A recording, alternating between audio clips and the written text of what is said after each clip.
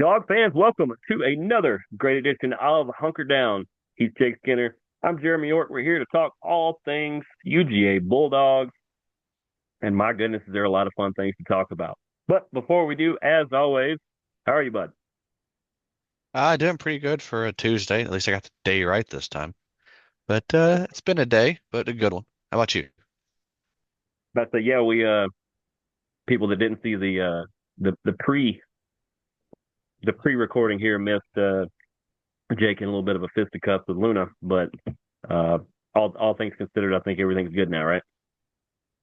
Oh yeah, everything's good. She just decided to attack the lip with a claw. Mm, mm. Yeah, that's always good. I've had a few up across the cheek and across the eye and stuff like that. So that's always good. But everything's good on this side as well. Looking forward to get back into the grind tomorrow, as it always goes. But first, we've got some Bulldogs stuff to talk about.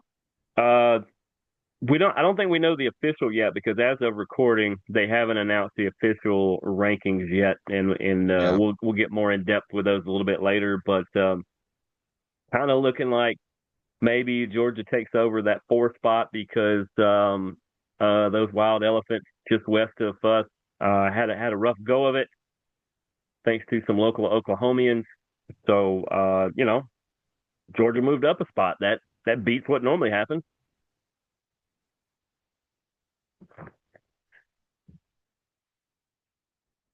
Is when it's going to be when they're going to be doing going live on that one. So pretty sure Georgia before. I mean,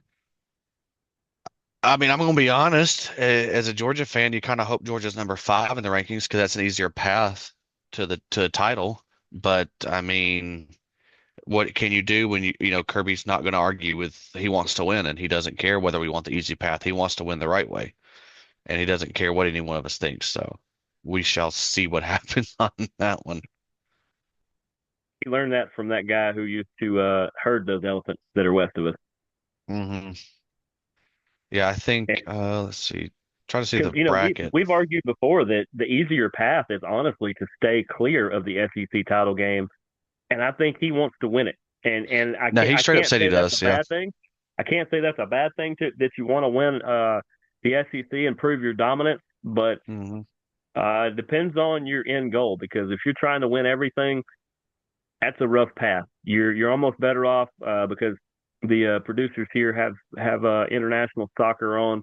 So sometimes you have to go. Do we want the regular season award? Do we want the postseason award? Do we want to win the All Europe Cup? Do we which trophies are we going after? Sometimes Yeah. the path is you got to pick one. And if it were me, I would take the easier path and try to be fourth or probably try to be fifth. That's the easy path. No, that would be nice, but and it's still very possible. Like I think Mhm. If Bama wins out against Auburn and Oklahoma doesn't do anything else dumb, no, Texas A&M doesn't do anything else dumb. I think it's Georgia misses out, but Georgia basically needs a team or multiple teams to lose to make sure they're in because it's really Bama. It really needs to need Bama to lose against Auburn, basically. Yeah, That's basically what and it boils down to is hmm, Alabama has to lose.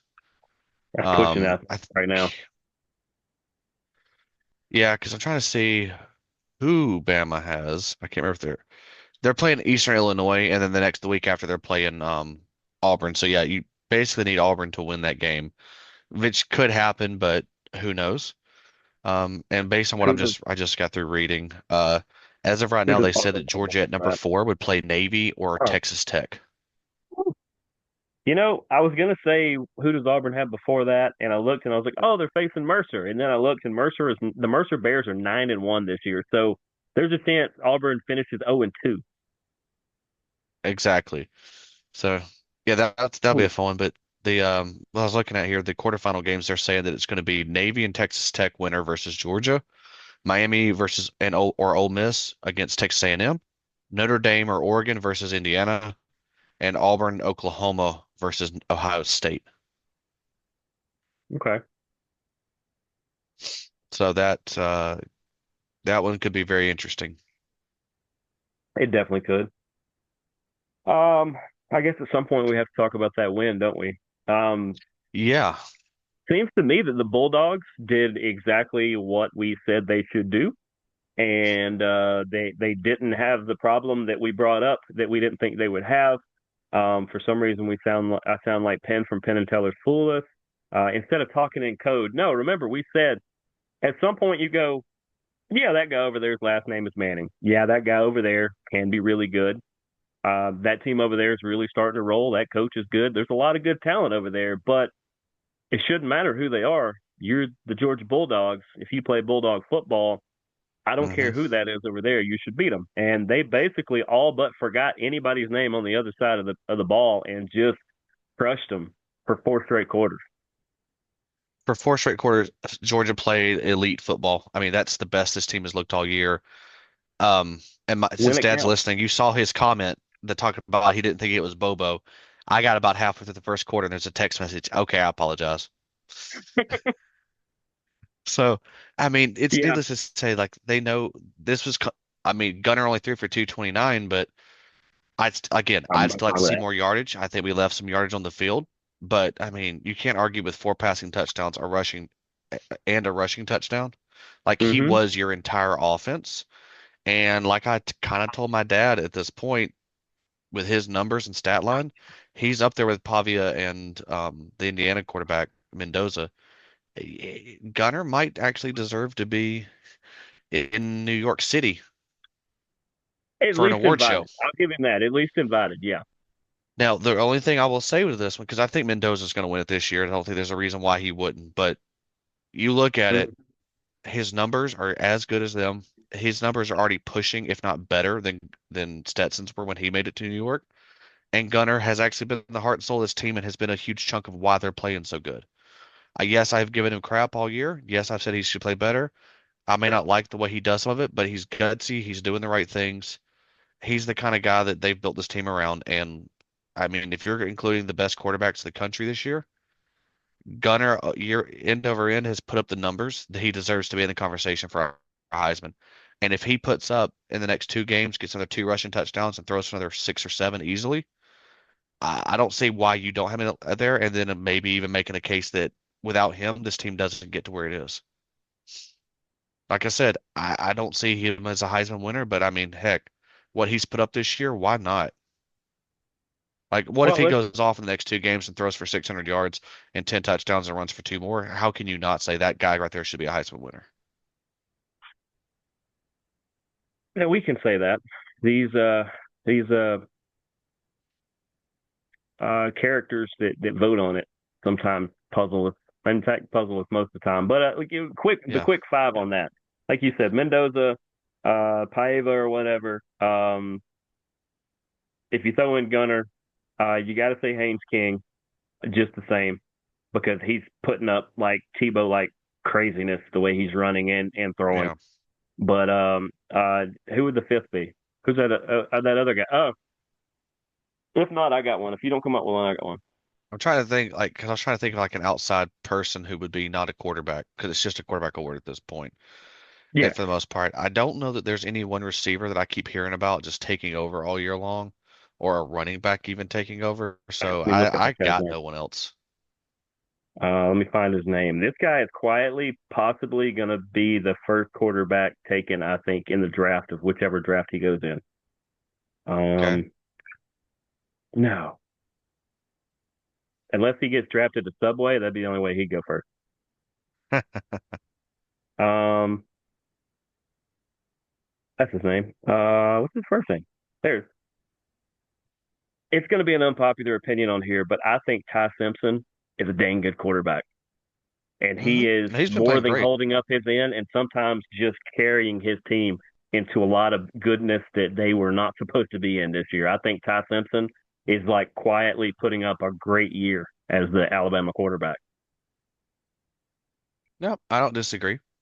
2,700 yards, 22 touchdowns, two interceptions, a QBR of 79.5, which is good for 14th best in college. I went. Somebody else called it to my attention the other day. I was listening to McAfee or something like that, and somebody mentioned Ty Simpson. Hey, don't forget about this guy. So I looked up his stats, and he's quietly having a really good year. Yeah, Julian Sayans was the other guy I was thinking about. Julian Hmm. Sayans had a heck of a year. Yeah, Completion percentage above 80% right now. Um, like I'm looking Gunner is at 70. Like looking at the yard, like Gunner right now is at 2,200 yards passing, which like I said is a little low, but I mean, come on, you got 2 games, you throw for. I mean, I don't see why he couldn't throw another 600, 700 yards. He's already sure. pushing. I mean, I don't see why he couldn't. And touchdown wise, of all, let's see, unless this hasn't updated, The thing that's going to he's at hurt Gunner on 19. trying to throw 300 plus on the next two games is the fact that if they go up big early in the next game, he's only going to play either a half or three quarters before Kirby's like, "Yep, need you next week." Yeah, yeah, Because because we were he talking might be early in at the year. 275 and rolling, and Kirby's like, "Yep, you're done. Grab a drink." No, I get, yeah. See, looking at this, what's crazy is Gunner's had 2 games this year where he's not thrown for a touchdown pass. That hurts. Yeah, But yeah. you look at it, like he threw for a grand total of 6 touchdowns when we were at the Kentucky game, and against Auburn, he didn't throw one. Since then, he's thrown four, two, three, four. Like he's turned up the heat on throwing for 13 touchdowns. Like I two more still games, think I don't. not only did he warm up this season, but I think it's that Bobo, as everybody was comprehending, not just him, but comprehending more and more of the playbook. You don't just throw the whole playbook out in week one. We all know that. You talk about it all the time to start vanilla. I think the more he's progressing through this, that's why his performances just continue to go up. And we weren't giving him credit because the early stuff doesn't accent what he actually does good. Where as they've gotten later Mhm. in the season, you open up more of the playbook. It's more of those plays that have Gunner written all over them. Exactly. Like that first one of the first drive, we ended up having like a zone read, and Gunner kept it the whole time and busted Mm-hmm. loose because he's been setting up for that all year. Like it's just play calls, making some tough throws, relying on his guys. And not to mention, he has 8 rushing touchdowns on this year. Like he's almost 30 touchdowns total. Like that's a Tim Tebow-esque way of doing it, and just he knows when to use his legs. So, but he's had a great year. But moving on, the whole team like this week, we struggled to run the ball the first bit of the game. But I mean, Nate Frazier had a good couple of runs again, high of 21. 72 yards. And then as far as the receivers, I mean, you cannot discount what London Humphrey's making a couple of big catches for us in his 2 receptions. Yes, he did. Zach Branch didn't have a ton of yards, but he still looked good, and he ran a lot of they ran a lot of screens with him, but because of that, it opened the field up for the rest. And He was the Noah grinder. He was Thomas, the we he's got to get somebody going small so that we can go long with other people. And right, Zach and Branch was that his guy. and that 30-yard reception he had where he caught the ball, quickly looked behind him, saw 2 guys coming, looped around and took off running. Like that was beautiful. Like someone referred to him as Yachariah Branch because all the yards Yeah, after catch he was yeah. having. So, which George has offered already had offered, and I'm hearing good things about a kid out of IMG that George has had for 28, who is basically another mini version of him. Because recruiting wise, Georgia actually landed the #1 quarterback in the 28 class, Jaden Wade, this Hmm. week. So, true dual threat kid. Defensively, Georgia was after Arch all night long. I don't think he was getting away from them. They had a No, grand total he of wasn't. seven tackles for loss, 3 sacks, and like I watched one play, and I mean, I as I'm watching it, you saw the entire front four. They were the only four blitzing him, and they crashed the entire line and Hmm. caused him to have get sacked. Like that's havoc that we haven't seen them do yet this year. It felt like the defense was putting it together for 4 quarters because that first drive they held them to a field goal, not a touchdown for once. And Hmm. then the second drive, 3 and out. And as soon as I saw the 3 and out, I went, "You got to be kidding me! Like this isn't what am I watching on TV?" And then, not to mention, we go into the third quarter or fourth quarter. Georgia has struggled for almost 2 quarters, moving the ball, but just kind of got out of rhythm, and things were just quite weren't falling into place. Georgia gets a touchdown, and all of a sudden Kirby drops his nuts on the table and says onside kick. I ain't never seen something like that. What a Sean Payton like move right there. It's like Sean Payton goes into halftime of a Super Bowl, and one of the first things apparently he said was, "Hey, so we're onside and to open this up. So take a break, you know, dry off a little bit, and then warm back up." And it's like, who opens the Hmm. second half of of a Super Bowl by doing an onside kick? Well, Sean Payton does. Who makes such a ballsy move like that? Well, Kirby Smart goes, I'm going to be that guy. Yeah. Like it's insane because like you literally did like Texas scores a touchdown at the Georgia struggles. Like I said, at that point, like after those touchdowns, it's Texas punt, Georgia punt, Texas interception, Georgia punt, and like Mm-hmm. Georgia literally at that point had back-to-back drives that went 9 plays and 20 yards total, and then another drive went 6 and 40 and just couldn't do anything. So like it's like what were we doing? Like they were just beating us, and then 3 plays, 5 yards, and it's like we're letting them stay in this game. Then we threw a pick, they get a touchdown, and then Georgia goes, all right, let's drive. They drove down the field, 10 plays, 73 yards, 6 minutes. Onside kick, 9 plays, 53 yards, 5 minutes. Georgia held the ball for 11 minutes of that fourth quarter at that point. Like they Yep. said, we're done here. And then Texas, three and out, -4 yards. Georgia, 5 plays, 33-yard touchdown. And that was running the ball, running the ball, running the ball, running the ball. Like Georgia just was like, all right, cool. Now there's even more time off the clock. And then turnover on downs after a 64-yard drive. And Georgia basically goes 3 plays, -4 yards, acceptable punt, 1 play for 4 yards for Texas and ball game. Like Yeah. that's a fourth quarter, third quarter that you are proud of seeing right there. I mean, and just for the sake of getting it in there, and for the sake of that there, shout out Chaz Chambliss. Hope everything's going good for you, big fella. Still want to have you on sometime if you're available, but just want to throw that out there to get my mention in. But yeah, it's one of those. I mean, just like that unit behind me, I told you there was a reason why I wanted to put them because they're recognizable as the offensive line. They haven't had the world's best year, but they've gotten better. They've banded together. Of course, there's been injuries. You're gonna have Hmm. those, but especially in this game here, it's like it was their mission that nobody's going to touch our quarterback. I don't care who our quarterback is.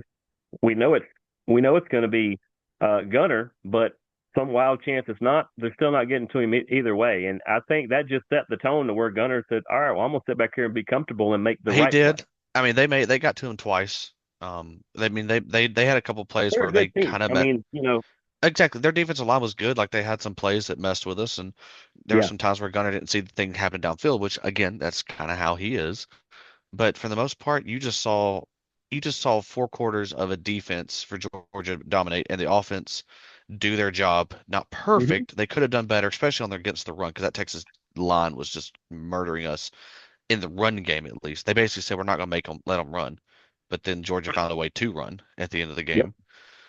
Um, you know, it's still insane to see that this team is finally getting something, and we have a tune-up game. Again, with Charlotte for the homecoming, and then we play Tech. Then we play Tech. I mean, I mean, I'm gonna go ahead and say it. Like, I'm gonna go ahead and try to jump the gun here because we're playing Charlotte this week. I don't see how Charlotte even sits in the game. Like, I'm hoping Gunner has 5 touchdowns, 260 yards passing, and that's the end of the second quarter, and we're seeing Pugs or Monty out there in the third quarter. Yeah, I definitely at least late third at the very worst, late third. I Hmm. think you see Pugs or somebody. Man, do you see what time that kick is on this one? What's Twelve that forty new? five on the Yeah. SEC network. What a man, that is flashbacks to Georgia State days for me, where they would play at like 3:15 or like 4:25, or I don't know if you just lose the draw every time and end up with the weird times, but 12:45 is weird because you start 45 minutes, almost a full hour after everybody else kicks off of that first window, and Hmm. then you finish about 30 minutes. Well, this is going to finish early, but normally you finish about 30 minutes into the 3 o'clock window, and so it's a weird makes it hard for people to Hmm. follow it because if they're at their favorite wing establishment or wherever, or they're at their home, or the new ESPN app where you can have like 40 windows at once, which is kind of nice. Right. Like you're like, oh, that game's still not on. Oh, that game's still not on. Oh, now that game's on. Wait, there's just that's a weird time. So maybe this is SEC Network's way of saying, look, we don't think this is going to be that close of a game. We appreciate you tuning in. Turn it on, do some housework. maybe cut it on outside and help close down the pool for the season, or play some football in the yard with the kids, maybe have a barbecue. That's fine. Georgia's probably going to take this. Yeah, and I also think that has a little bit to do with the 4:15 game being in South Carolina. Just plenty of time to make sure that we're good for that one. Um, but I mean, I'm going to say this, man. Weird. This week's slate of games, I know we got about 10 minutes left. This week's slate of games Yeah. is not amazing. Um, Hmm. the best games being, um, I want to go ahead and hit this, and then we can talk about some Okay. coaching stuff. How did we do last But week? Did we ever keep up with it? I forget. I think we did okay. I think Uh, we went undefeated. Is what we did. That's there we what it. go. I'm pretty sure The we hit best every one of them. game of the week might be at 3:30 on CBS between USC and Oregon. I was just coming across that one. Maybe so. That one, and you have Tennessee and Florida playing this week. That could be a good one. Cincinnati, BYU, Pitt, and Georgia Tech. That's Um, that's going to be good. And here's why. I'm going to say this more on the Up with the White and Gold show, which you are more than welcome to hop on if you ever want to be on that one. Um, John taking some time away to get some stuff taken care of. He's good. He's good. Everybody. Just want to tell everybody. I know he's missed a couple shows, but everything's good with him. He's taking some time to get some stuff in order. He's good. We're not worried about that. But the reason why that Pitt Georgia Tech game is good is because more than likely Virginia is going to be one of the teams in the ACC mhm, championship, and whoever wins that game is probably going to be the second because they're good both. point. It's it's right. Like Pitt is like a game back as far as SEC standings go, but the other team is SMU, and I don't think they're going to run the gauntlet, which is the only way they're going to make it. So you take SMU out, it's going to be Virginia, and then the winner of that, because technically even though Pitt would pull even with Georgia Tech in the rankings, they would hold the tiebreaker because they beat them, so they would become the second team. So that's why that game is as big as it is. Agreed. That'll be a good one. So let's go back. Oregon and USC, Okay. CBS 3:30. I'm going to take Oregon in this one because I think they're just better than USC. Yeah. Honestly, I didn't say it all that loud before because it's before we started doing this show, but I'm a big Dan Lanning fan, and I just really like the way he coaches. Like the way he thinks. He's just an easy guy to like. Seems like the guy Yep. you could see at the barbecue, but he knows how to coach Hmm. ball. And if you don't believe me, watch what Oregon has done ever since he got there. He has completely flipped them.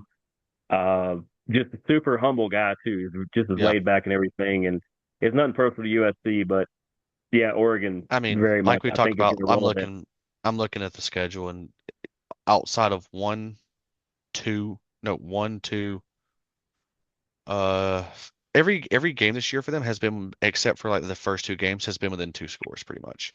And for USC to win or lose, like it's all been close games. Like they're having to struggle it to win, which is very typical for a team coached by, uh, is it Riley? And Yeah, Riley, Lincoln, yeah, Lincoln Lincoln Riley. Riley's out there still, I Yeah, think. the shine is completely wore off of him because he coaches a soft football team. They're not a tough football team. He's great as a coordinator, but that's about all you got out of him. Yeah, Um, that toughness is missing from that team. I And get, meanwhile, Oregon, they've only had they beat Penn State by 6, who were ranked above them at the time. They mhm. lost to Indiana by 10, and they beat Iowa by 2. Other than that, they're winning by 2 to 3 scores every week. Yeah, yeah, I mean, yeah, they're doing good on that one. The Indiana was the only one, like I said, that Oregon's just in a good spot. USC, Washington to finish out the season, Mm-hmm. and Iowa's playing everyone tough this year, which love to Yeah. see it. I'm gonna pick one Cool. more. It's kind of a weird one Go ahead. here, but I like this one because it's an old rivalry game. You got Arkansas at number 10, Texas at 3:30, Okay. and Arkansas according to this, has no chance of winning this football game. Says eight And and a I half hate according, eight and a according to the four half, letter. but they have not won since September 6th against Arkansas State. Yeah, but how fun would it be if they did win? Oh, I think this could be fun because every game that they've lost the last two games by a grand total of 5 points against LSU and Mississippi State. And They I would argue that if you combine those two teams, you basically get Texas because I think Texas is just a hair better than both of those teams. and let me go and tell you this too. Every game this year, with the exception of Notre Dame, has been with Notre Dame and Auburn are the only two games that they've lost this year that were more than 7 points. Everything has been six or less. So the four letter may be, or whoever sets their odds, it's not the four letter, it's whatever third party does it, may be trying to entice you to put some money down on this game because I don't, even if Texas does win, I don't think it's by more than 8.5. Yeah, I think Texas wins this one. It'll be a closer game, but I mean, I just don't trust Arkansas. But I think it's fun just because it's an old school Southwest Conference rivalry, if Sure, nothing else. So I'll take Texas because I think they'll have a comeback game after what just sure. happened to them. But But yeah, if they play a close one, it's not going to help them. They need to blow Arkansas out, or their chances of sneaking in may be slim to none. if not already gone. Yeah. I'll let you pick. You get two games now. Even though I'm going to pick it on the other show too, number 22 Pitt at number 16 Georgia Tech. It's the biggest game of the ACC. It's honestly probably the only game in the ACC this week without me glancing at them again. Uh, 7 o'clock on ESPN. ESPN knows how big this was. They're glad they picked this game because Pitt is always one of those spoiler teams where they're good at ruining seasons. But in this case, they can not only ruin Georgia Tech's chances at being the second team in the ACC championship, they can make their case to be the second team in there. So I obviously I'm going to take Tech for a lot of different reasons. I do think they're the better team. They're going to have to worry about Pitt's kind of firepower, but in the same way that I talked about this offensive line here, Georgia Tech wins ball games because of their trenches, the guys in the trenches, and I don't think Pitt has the personnel to take on either side of the ball. And I think Georgia hmm Tech just beats you up by punching you in the mouth. And I think Tech wins where they have 2.5. They'll win by more than that. They'll win. They might win by 6 to 7, by 6-7, Yeah, something like that. I'd like to pit Pitt to win this game just to be a little different, but I'm old school when it comes to my games, like Georgia playing someone because of the Mark Richt years and Munsoning. I don't like a team to lose before they play Georgia. Right. So I'll take Georgia Tech, but I'll say it'll be closer than we think. I think King will have a good game, but I don't think he's going to blow the doors off of anybody. I think Pitt's going to focus on making sure they take care of him and keep Mm-hmm. Eric Rivers from getting the ball if they throw it out to him. So Yeah. I'll take Georgia Tech, but it's going to be a field goal. Okay.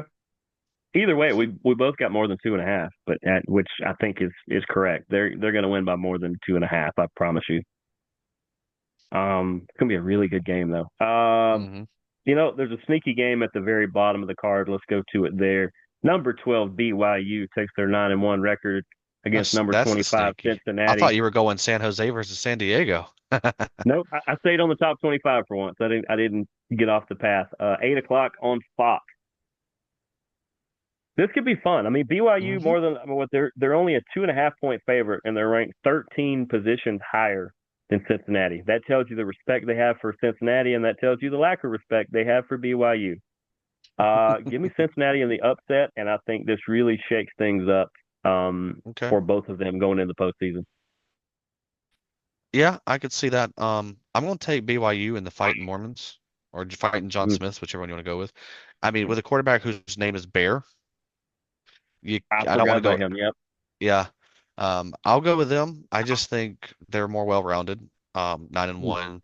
This is BYU's chance to really make a statement and to prove that they belong in the playoff.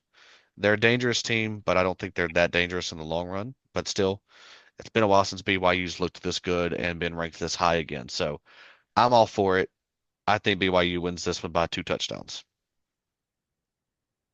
That'll be a fun one to keep up with. Maybe we'll actually keep up with because we watch most majority of the games we talk about on these shows. We just forget to write down who had what and things like that. So Yeah, I still gotta go we'll back figure and all that finish out. that. But I know we started over, so we've got 8 minutes left to the 40-minute Dude, timer. So this might be a longer episode for everybody. What are your you're thoughts welcome. on James Franklin going to Virginia Tech? I think it's going to work out better than Penn State. I don't think he's I going to set still the world on fire, He but won't I think win a title. Penn Penn State is one of those jobs. It's so high profile. There's so much pressure, so many things. Because he just led them to the playoff last year, and then started abysmal this year, and they were like, "Nope, see ya. Yeah. Thanks for nothing." But a place like Virginia Tech needs somebody to flip them the same way Lanning did Oregon, or I mean, we Hmm. could name half a dozen. The way Lane's doing Ole Miss, the way I mean, in a way, the way Kirby did Georgia. It was kind of on a weird wavelength until Hmm. then. He's going to be a breath of fresh air, and from what I've heard, there's probably at least 6, 7, or 8 to 10, somewhere in there, kids from Penn State that are going to follow him, among other ones who have already flipped. Hmm. Yeah, I think you could see that. We're already seeing Penn State losing a lot of stuff, so Penn State's got to get their hire right. Um, I mean, at least teams are being patient. They've waited this long. Still weird that we got 2 weeks left in the year and we're seeing the coaches already swapping and announcing where they're going. Well, you But do they're that doing one it for now, and recruiting. you even do they have a head coach, or they had already fired their guy? Who? Virginia Virginia Tech. Tech? Yeah, they fired Pry early this year. Okay, that's what I was saying. Is it's weird if you say he's the next guy and the current guy's still there, but if the interim guy's there, then I think you bring him in as soon as you can, and as soon as he become available, I'm sure he rang the phone off the hook. You do that to where he can start setting up things now. The most important thing, he can start hitting the Mhm. recruiting trail because you don't necessarily need him in house. You can let the interim guys still do what they want to do, and him just stand on the sideline and pretend to be in charge or actually be in charge of go, what do we do this week? Okay, cool. You guys do what you need to do. Here's the one thing I wanted Yeah. to do. And he hits the recruiting trail and goes, you should come to Virginia Tech for this reason. Well, Was it yeah, Blacksburg? exactly. It's Blacksburg, so he gets to Blacksburg. go ahead and get your recruiting, get your staff put together Yeah. within the next few Start weeks. now. Meet the staff that's there, because the thing is, you got to remember, the guy that just got fired for Virginia Tech was his former defensive coordinator. So you Yeah. might be seeing Brent Pry back in Virginia Tech, but as a coordinator this time, not a head coach, which is Yeah. weird, but it may happen. I think Franklin's going to go and like he's good. He was great at Vanderbilt for the 3 years, 3, 4 years he was there. Sure. I think you're going to see him do that again. I think you're Yeah. going to see him see what can happen at Vandy, like he did at Vandy.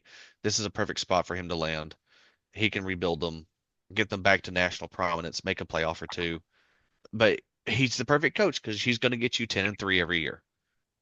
So what if And he is the what if he's kind of like Jim Harbaugh, where everywhere he goes is 3, 4, 5 years, and then he's off to the next place, off to the next place, off to the next place, I but he mean, is he was there building for things 12 as he goes. years. I mean, outside of what Lane did with the Raiders, almost practically everywhere he went, he was building them up Hmm. and then took the better job, and then build them up and took the better job.